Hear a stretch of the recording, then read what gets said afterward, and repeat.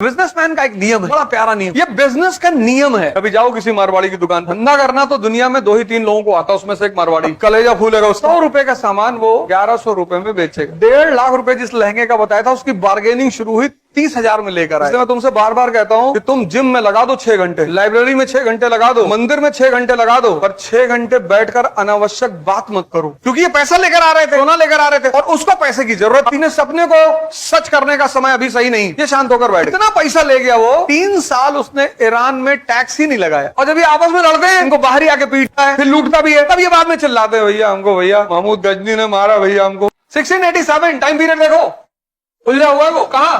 दक्कन में। नहीं, शिवाजी की तो डेथ हो चुकी है, अभी इसकी लड़ाई चल रही संभाजी से। 1687 ये दक्कन में उलझा हुआ है, बीजापुर, गोलकोंडा, मराठा, इसकी सबसे लड़ाई चल रही। तो अंग्रेजों ने सोचा इसका फायदा उठा ले, हुबली में कब्जा करने की कोशिश, पर ये मारे गए। तो बिजनेसमैन का एक नियम है, बड़ा प्यारा नियम। वो हाथ तुरंत जोड़ता है। अब ये बिजनेस का नियम है कि जिससे फायदा हो रहा है उसको बाप बना लो, भगवान बना लो। यहां बहुत सारी मारवाड़ियों की दुकान होगी ना, अभी जाओ किसी मारवाड़ी की दुकान पे। धंधा करना तो दुनिया में 2 ही 3 लोगों को आता है, उसमें से एक मारवाड़ी। और मैंने तुमको शायद बताया होगा, अगर पंडित जी मारवाड़ी की दुकान में घुसे तो क्या तारीफ करेगा वो कि महाराज ये दुनिया आप ही के बल पे चल रही। आप मंत्र पढ़ना छोड़ दें, दुनिया खत्म। कलेजा फूलेगा उसका। और 100 रुपए का सामान वो 1100 रुपए में बेचेगा। क्योंकि जिसकी तुम तारीफ करते हो, जिसको बड़ा बताते हो, वो तुमसे बार्गेन नहीं कर पाएगा। ये कला सिर्फ औरतों में। वो तारीफ बाढ़ में जाए, उनको बार्गेन करना ही करना है, और उनसे खतरनाक कोई कर भी नहीं सकता। 100 रुपए का सामान 5 रुपए पे खींच के लाती, ये 5 रुपए मिलता है यहां गुरुदेव चौराहे पे। तुमसे कोई 100 रुपया बताएगा तो तुम 95 में खरीद लोगे, और 5 रुपए छोड़ेगा, तुमको खुशी बहुत होगी कि 5 रुपए छोड़वा लिए। हमारे यहाँ शादी चल रही है, शादी का माहौल है, 2 तारीख को हमारे रिलेटिव में शादी है। तो चांदनी चौक गए थे सब कपड़ा खरीदने, औरतें सब गई थी। तो 1.5 लाख रुपए जिस लहंगे का बताया था, उसकी बार्गेनिंग शुरू हुई 30,000 में लेकर आए। हमने कहा चेक कर लो, धुल के पता लगा पानी में डाले निकाले बनियाइन बची हुई है। मतलब 30,000 एक दिन तो चले ना। टेक्सटाइल में है भी बड़ा मार्जिन, इतना है, इतना बड़ा मार्जिन, पूरा दिन लगाए सब। बड़ा फोन करके हमको बता रहे देंगे, पूरा दिन वेस्ट करके चले आए। हमसे कहा होता 1.5 लाख रुपए के मिले, पैक कर दो। वो खराब हो गया बेटा तो बलि चढ़ा देंगे तुम्हारी, पूरा पैसा गिन लो वाइट। और अगर खराब हो गया, इतना टाइम नहीं है कि दिन भर बैठ के बार्गेन करें कपड़े के लिए। तुम टाइम कहां लगाते हो? इसलिए मैं तुमसे बार बार कहता हूं कि तुम जिम में लगा दो 6 घंटे, लाइब्रेरी में 6 घंटे लगा दो, मंदिर में 6 घंटे लगा दो, पर 6 घंटे बैठकर अनावश्यक बात मत करो। काम तुम सिर्फ वो करो जहां शक्ति बढ़ रही, किसी भी जगह की, शरीर की, मन की, आत्मा की।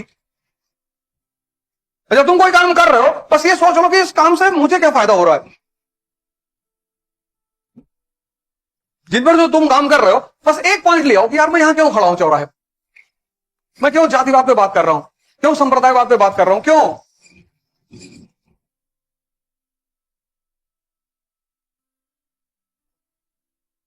क्या मतलब है? देखो बाहर कितनी हाहाकार मचा हुआ है।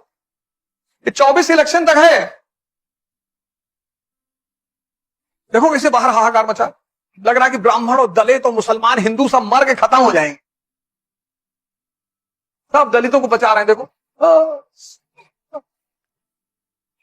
वो इलाहाबाद में जो मारे गए, उनको बचाने कोई नहीं आ रहा, कोई नहीं जाके धरना दे रहा है कि हमारा भाई था दलित था, हम लड़ेंगे। वहां भी जाओ, क्योंकि वहां पोलराइजेशन नहीं हो सकती। और उसमें गैंगस्टर इन्वॉल्व है, जो जाएगा उसका भी जाएगा। सब 24 का इलेक्शन, ऐसे 1924 का जब इलेक्शन था, 1924 का, उस समय का भारत पढ़ो तुम, शुद्धि आंदोलन, शुद्धि आंदोलन अभी मॉडर्न इंडिया में पढ़ेंगे आर्य समाज। इनको 24 में याद आया शुद्धि आंदोलन, इलेक्शन शुद्ध कर रहे हैं किसको, कहे जो अशुद्ध हो चुके हैं। बोले कौन अशुद्ध हो गया भैया? 1924 शुद्धि आंदोलन, 1924 इलेक्शन। जब जब इलेक्शन आएगा तो ये दो दानव अपना सर उठाएंगे, एक संप्रदायवाद, एक जातिवाद।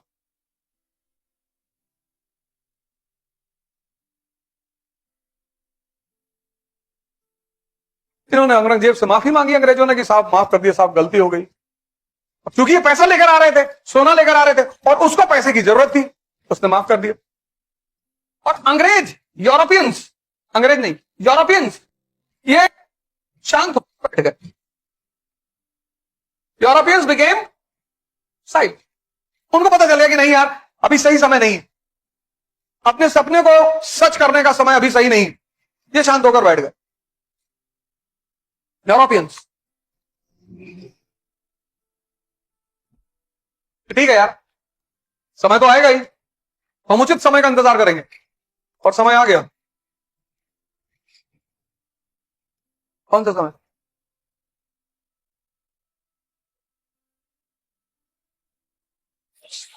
(1739) battle of Karnal, battle of Karnal. Nadir Shah,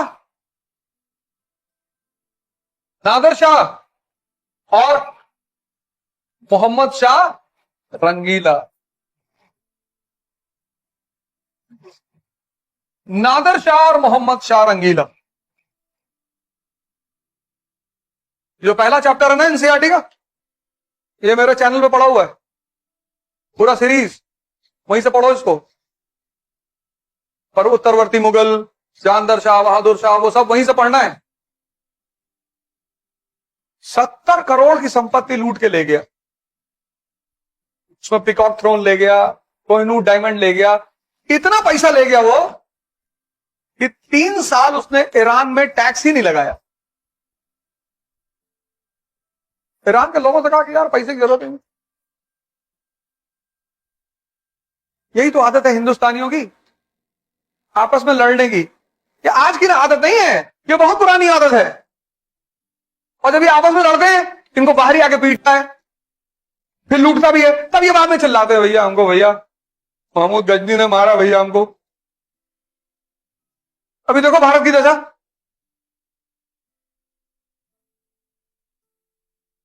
अभी प्रेजेंट स्थिति देख लो भारत की। और अब तुम सोचो कि महमूद गजनी ने इनको कैसे लूटा होगा इसी परिस्थिति में।